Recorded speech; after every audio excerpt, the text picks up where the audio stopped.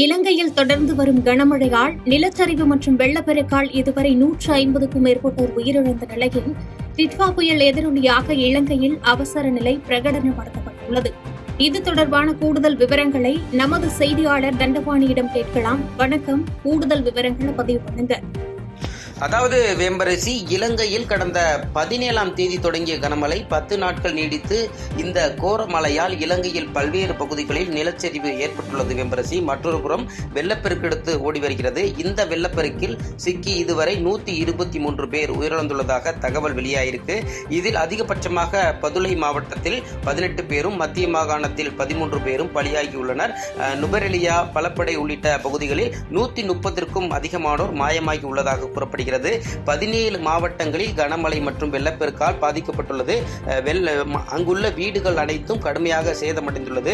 பல இடங்களில் முக்கிய சாலைகளில் ரயில் தண்டவாளங்கள் மற்றும் மண் சரிவு ஏற்பட்டு போக்குவரத்தும் நிறுத்தப்பட்டுள்ளது. வெம்பரசி, இந்த கனமழை இன்னும் பல நாட்களுக்கு தொடரும் என்பதால் அங்கு ரெட் அலர்ட் கொடுக்கப்பட்டு மக்கள் பாதுகாப்பாக இருக்கும்படி வானிலை ஆய்வு மையமும் அறிவுறுத்தியுள்ளது. இந்த நிலையில் இன்று இலங்கையில் அவசர நிலை பிரகடனப்படுத்தப்பட்டுள்ளது. டிட்வா புயலின் இலங்கையில் பல்வேறு மாகாணங்களில் சேதாரம் ஏற்பட்டுள்ளது. வெள்ளம் மற்றும் நிலச்சரிவு காரணமாக லட்சக்கணக்கான மக்களும் பாதிக்கப்பட்டுள்ளனர். டிட்வா புயலுக்கு பலியானோர் எண்ணிக்கையும் உயர்ந்து வருகிறது. புயல் சேதாரம் கடுமையாக இருப்பதால் தற்போது இலங்கையில் அவசர நிலை பிரகடனப்படுத்தப்பட்டுள்ளது. அதேபோல் வானிலை மோசமாக உள்ளதால் துபாயில் இருந்து இலங்கை வழியாக இந்தியா புறப்பட்ட விமானம் இலங்கை கொழும்புவில் தரையிறக்கப்பட்டுள்ளது. அதில் இருந்த 300க்கும் மேற்பட்ட பயணிகள் அங்கேயே தங்க வைக்கப்பட்டுள்ளனர். மழை வெள்ளத்தின் போது தாலேயோ பகுதியில் பேருந்தில் சிக்கிய 68 பேரை இலங்கை ராணுவத்தினர் மீட்டு உள்ளனர். தற்போது டிட்வா புயல் வடக்கு மற்றும் வடமேற்கு திசையை நோக்கி நகர்வதாக அந்நாட்டு வானிலை ஆய்வு மையமும் அறிவுறுத்தி எச்சரிக்கையும் விடுத்துள்ளது. வெம்பரசி,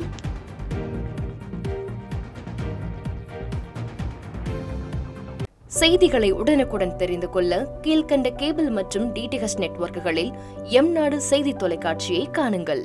பாதகம் செய்பவரை கண்டால் நாம் பயம் கொள்ளலாகாது பாப்பா. மோதி மிதித்துவிடு பாப்பா, அவர் முகத்தில் உமிழ்ந்துவிடு பாப்பா.